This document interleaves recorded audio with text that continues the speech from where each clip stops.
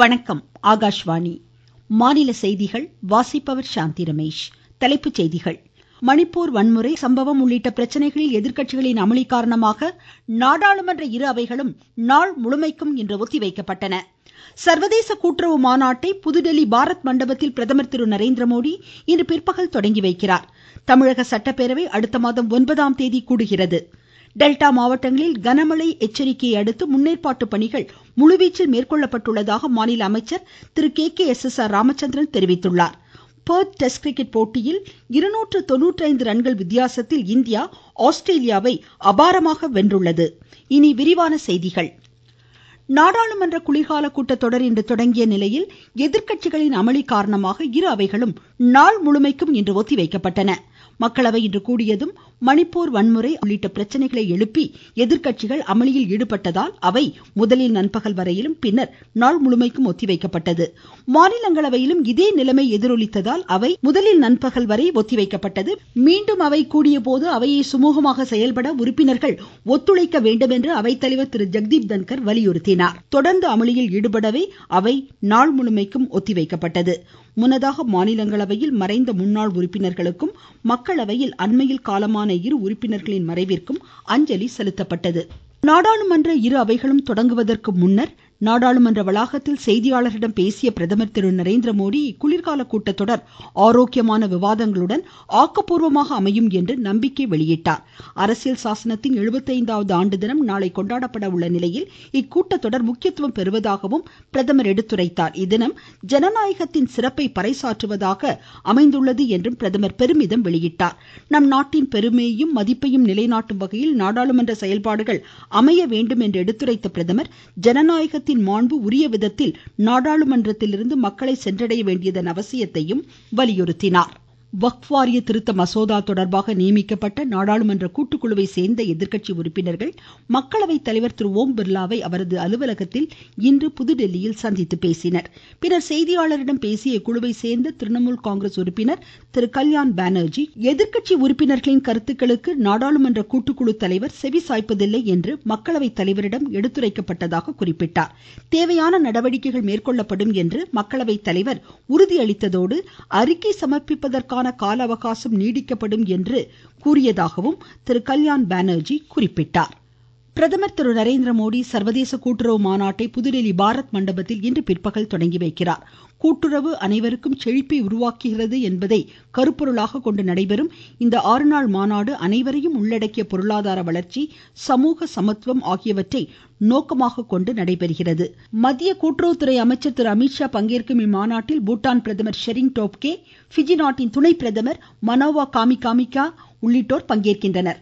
இந்நிலையில் கூட்டுறவு இயக்கத்தில் இந்தியா முன்னோடி நாடாக உருவெடுத்துள்ளது என்று அமைச்சர் திரு அமித்ஷா கூறியுள்ளார். ஊடக கட்டுரை ஒன்றில் இதனை தெரிவித்துள்ள அமைச்சர் தனிநபர் பொருளாதார வளர்ச்சியை செறிவூட்டுவதோடு பொருளாதார பாதையில் அவர்களை இணைக்க இத்துறை வகை செய்வதாகவும் எடுத்துரைத்தார். நாட்டின் கூட்டுறவுத்துறைகள் தன்னிறைவை எட்டி வலுவடைவதை நோக்கமாக கொண்டு கூட்டுறவுத்துறையை முன்னேற்ற பாதையில் பலப்படுத்துவோம் என்ற பிரதமரின் தாரக மந்திரம் அமைந்துள்ளதாக கூறினார். முதலீடுகளும் சேமிப்புகளும் இல்லாதோரின் வாழ்வாதாரத்தை மேம்படுத்தும் வலிமை மிகு கருவியாக கூட்டுறவுத்துறை திகழ்கிறது என்றும் திரு அமித்ஷா குறிப்பிட்டார். சர்வதேச கூட்டுறவு அமைப்பின் உலகளாவிய மாநாடு இன்று இந்தியாவில் தொடங்கப்படுவதன் மூலம் நிதி உள்ளடக்கம், வறுமை ஒழிப்பு, பாலின சமத்துவம், நீடித்த வளர்ச்சிக்கான இலக்குகளை எட்ட வகை செய்யும் என்றும் அவர் எடுத்துரைத்தார். இதனிடையே இத்தினத்தையொட்டி புதுதில்லியில் இன்று தொடங்கிய பாத யாத்திரையில் அமைச்சர்கள் திரு பியூஷ் கோயல், டாக்டர் மான்சுக் மாண்டவியா, திரு கிரண் ரிஜிஜு, திரு கஜேந்திர சிங் ஷெகாவத் உள்ளிட்டோர் பங்கேற்றனர்.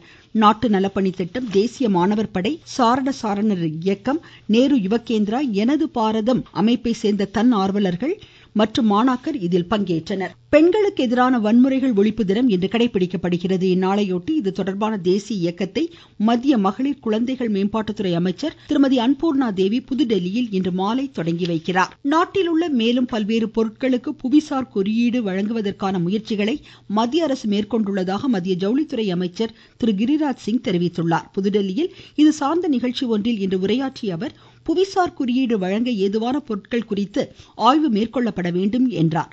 புவிசார் குறியீடு அளிக்கப்படுவதால் சந்தை வாய்ப்புகள் அதிகரிக்கும் என்று எடுத்துரைத்த அவர் வருவாய் பெருக்கத்திற்கு இக்குறியீடு ஒரு முக்கிய கருவியாக திகழும் என்றார். நீங்கள் கேட்டுக்கொண்டிருப்பது ஆகாஷ்வாணியின் மாநில செய்தி அறிக்கை. தமிழக சட்டப்பேரவை அடுத்த மாதம் 9ஆம் தேதி கூடுகிறது. சட்டப்பேரவை தலைவர் திரு அப்பாவு சென்னையில் இன்று இதற்கான அறிவிப்பை வெளியிட்டார். இக்கூட்டத்தொடரை எத்தனை நாட்கள் நடத்துவது என்பது குறித்து அலுவல் ஆய்வுக்குழு கூடி முடிவெடுக்கும் என்றும் அவர் கூறினார். கேள்வி ஒன்றிற்கு பதிலளித்த அவர், பேரவை நிகழ்வுகள் முழுமையாக நேரலை செய்யப்படுவது குறித்து படிப்படியாக நடவடிக்கை எடுக்கப்படும் என்றார். தென்கிழக்கு வங்கக்கடல் பகுதியில் நிலவிய ஆழ்ந்த காற்றழுத்த தாழ்வு பகுதி காற்றழுத்த தாழ்வு மண்டலமாக இன்று வலுப்பெற்றுள்ளது என்று சென்னை வானிலை ஆய்வு மையம் தெரிவித்துள்ளது.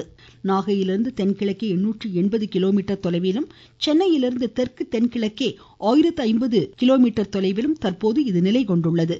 அடுத்த 24 மணி நேரத்தில் ஆழ்ந்த காற்றழுத்த தாழ்வு மண்டலமாக இது வலுப்பெற்று 2 நாட்களில் வடமேற்கு திசையில் தமிழகம் இலங்கை கடற்கரையை நோக்கி இது நகரக்கூடும் என்றும் இம்மையம் கூறியுள்ளது. இதன் காரணமாக ராமநாதபுரம், புதுக்கோட்டை, தஞ்சை, நாகை, திருவாரூர், மயிலாடுதுறை மாவட்டங்களில் இன்று கனமழை பெய்யக்கூடும் என்றும் அறிவிக்கப்பட்டுள்ளது. தென் தமிழக கடலோர பகுதிகள், மன்னார் வளைகுடா, குமரிக்கடல் பகுதிகளில் பலத்த சூறாவளி காற்று வீசக்கூடும் என்பதால் மீனவர்கள் வரும் 29ஆம் தேதி வரை இதற்குட்பட்ட பகுதிகளுக்கு செல்ல வேண்டாம் என அறிவுறுத்தப்பட்டுள்ளனர். தமிழகத்தில் பருவமழையை எதிர்கொள்ள அரசு தயாராக உள்ளதாக முதலமைச்சர் திரு மு க ஸ்டாலின் கூறியுள்ளார். சென்னையில் இன்று செய்தியாளர்களிடம் பேசிய அவர், போதுமான முன்னெச்சரிக்கை நடவடிக்கைகளை மேற்கொள்ள அனைத்து மாவட்ட ஆட்சித்தலைவர்களும் அறிவுறுத்தப்பட்டுள்ளதாக தெரிவித்தார். டெல்டா மாவட்டங்களில் கனமழை எச்சரிக்கையை அடுத்து அங்கு பொதுமக்கள் பாதிக்கப்படாத வகையில் முன்னேற்பாட்டு பணிகள் தயார் நிலையில் இருப்பதாக மாநில வருவாய் பேரிடர் மேலாண்மை துறை அமைச்சர் திரு KKSSR ராமச்சந்திரன் கூறியுள்ளார். விருதுநகரில் இன்று செய்தியாளர்களிடம் பேசிய அவர், மழை பாதிப்புகள் குறித்த விவரங்கள் அரசின் நேரடி பார்வையில் கண்காணிக்கப்பட்டு வருவதாகவும் எடுத்துரைத்தார். தென்மேற்கு வங்கக்கடலில் காற்றழுத்த தாழ்வு மண்டலம் காரணமாக ராமநாதபுரம் மாவட்டத்தில் மறு அறிவிப்பு வரும் வரை மீனவர்கள் கடலுக்குள் மீன்பிடிக்க செல்ல வேண்டாம் என்று மீன்வளத்துறை அறிவுறுத்தியுள்ளதாக எமது செய்தியாளர் கூறுகிறார்.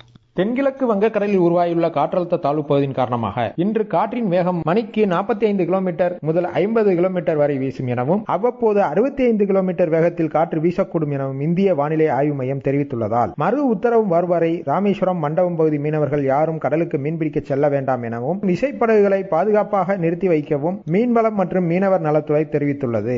ராமேஸ்வரத்திலிருந்து கார்த்திகேயன். தமிழகம் மற்றும் புதுச்சேரியில் 9 துறைமுகங்களில் 1ஆம் எண் புயல் எச்சரிக்கை கூண்டு ஏற்றப்பட்டுள்ளது. நாகையில் புயல் எச்சரிக்கை கூண்டு ஏற்றப்பட்டது குறித்து எமது செய்தியாளர். வங்கக்கடலில் ஏற்பட்டுள்ள குறைந்த காற்றழுத்த தாழ்வு நிலை தாழ்வு மண்டலமாக வலுப்பெற்றதை அடுத்து நாகை துறைமுகத்தில் 1ஆம் எண் புயல் எச்சரிக்கை கூண்டு ஏற்றப்பட்டுள்ளது. இதனால் துறைமுகத்திலிருந்து வெகு தொலைவில் புயல் மையம் கொண்டுள்ளது என அறிவுறுத்தப்படுகிறது. மீனவர்கள் வெகு தொலைவில் உள்ளவர்களுக்கு இந்த புயல் எச்சரிக்கை கொடி அறிவிப்பு வழங்கியுள்ளது. புயல் சின்னம் காரணமாக கடலில் வெகு தொலைவில் உள்ள மீனவர்களும் கரை திரும்பிய வண்ணம் உள்ளனர். நாகையில் இருந்து செல்வன் ஜெபராஜ். தமிழ்நாட்டின் ஒவ்வொரு கிராமத்திலிருந்தும் விளையாட்டு வீரர்களை உருவாக்க வேண்டும் என்பதே அரசின் குறிக்கோள் என்று துணை முதலமைச்சர் திரு உதயநிதி ஸ்டாலின் தெரிவித்துள்ளார். கடலூர் மாவட்டத்தில் விளையாட்டு வீரர்களுக்கு விளையாட்டு உபகரணங்களை இன்று வழங்கி பேசிய அவர், தமிழ்நாட்டில் உள்ள ஒவ்வொரு கிராமத்திலிருந்தும் விளையாட்டுத்துறை திறமையாளர்களை உருவாக்க வேண்டும் என்ற ஒரே நோக்கத்தோடு தான் ஸ்போர்ட்ஸ் கிட் திட்டத்தை சென்ற வருடம் ஆரம்பித்தோம். இதுவரைக்கும் சுமார் 30 மாவட்டங்களுக்கு விளையாட்டு உபகரணங்கள் கொடுக்கப்பட்டுள்ளது. கடலூர் மாவட்டத்திலிருந்து ஏராளமான விளையாட்டு வீரர்கள், வீராங்கனைகள் உருவாகி இருக்கிறனர். கள்ளக்குறிச்சி மாவட்டத்தில் நடப்பாண்டு சம்பா நெற்பயிர் காப்பீட்டிற்கான கால வரம்பு வரும் 30ஆம் தேதி வரை நீட்டிக்கப்பட்டுள்ளதால் காப்பீடு செய்யாத விவசாயிகள் பயிர் காப்பீடு செய்து பயன்பெற வேண்டும் என்று ஆட்சித்தலைவர் திரு பிரசாந்த் அறிவுறுத்தியுள்ளார். சென்னை நங்கநல்லூரில் உள்ள மெட்ரோ ரயில் நிலையம் OTA நங்கநல்லூர் சாலை மெட்ரோ ரயில் நிலையம் என்ற பெயர் மாற்றம் செய்யப்பட்ட விழா இன்று கொண்டாடப்பட்டது. இதற்கான அரசாணையை தமிழக அரசு அண்மையில் வெளியிட்டிருந்தது. பெர்த்தில் பார்டர் கவாஸ்கர் கோப்பை முதல் டெஸ்ட் கிரிக்கெட் போட்டியில் இந்தியா 295 ரன்கள் வித்தியாசத்தில் ஆஸ்திரேலியாவை வென்றுள்ளது. முன்னதாக 534 என்ற வெற்றி இலக்குடன் தனது 2வது இன்னிங்ஸை இன்று தொடர்ந்து விளையாடிய ஆஸ்திரேலியா 238 ரன்னுக்கு ஆட்டமிழந்தது. ஸ்கோர்: முதல் இன்னிங்ஸ் இந்தியா 150, ஆஸ்திரேலியா 104. 2வது இன்னிங்ஸ் இந்தியா 6 விக்கெட் இழப்பிற்கு 487 ரன் டிக்ளேர்ட். 8 விக்கெட்டை வீழ்த்திய இந்திய அணி தலைவர் பும்ரா ஆட்ட நாயகனாக தேர்ந்தெடுக்கப்பட்டார். மீண்டும் தலைப்புச் செய்திகள். மணிப்பூர் வன்முறை சம்பவம் உள்ளிட்ட பல்வேறு பிரச்சனைகளில் எதிர்க்கட்சிகளின் அமளி காரணமாக நாடாளுமன்ற இரு அவைகளும் நாள் முழுமைக்கும் இன்று ஒத்திவைக்கப்பட்டன.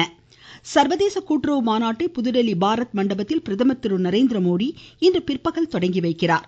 தமிழக சட்டப்பேரவை அடுத்த மாதம் 9ஆம் தேதி கூடுகிறது. டெல்டா மாவட்டங்களில் கனமழை எச்சரிக்கையை அடுத்து முன்னேற்பாட்டு பணிகள் முழுவீச்சில் மேற்கொள்ளப்பட்டுள்ளதாக மாநில அமைச்சர் திரு KKSSR ராமச்சந்திரன் கூறியுள்ளார். பெர்த் டெஸ்ட் கிரிக்கெட் போட்டியில் 295 ரன்கள் வித்தியாசத்தில் இந்தியா ஆஸ்திரேலியாவை அபாரமாக வென்றுள்ளது. இத்துடன் இந்த செய்தியறிக்கை முடிவடைந்தது.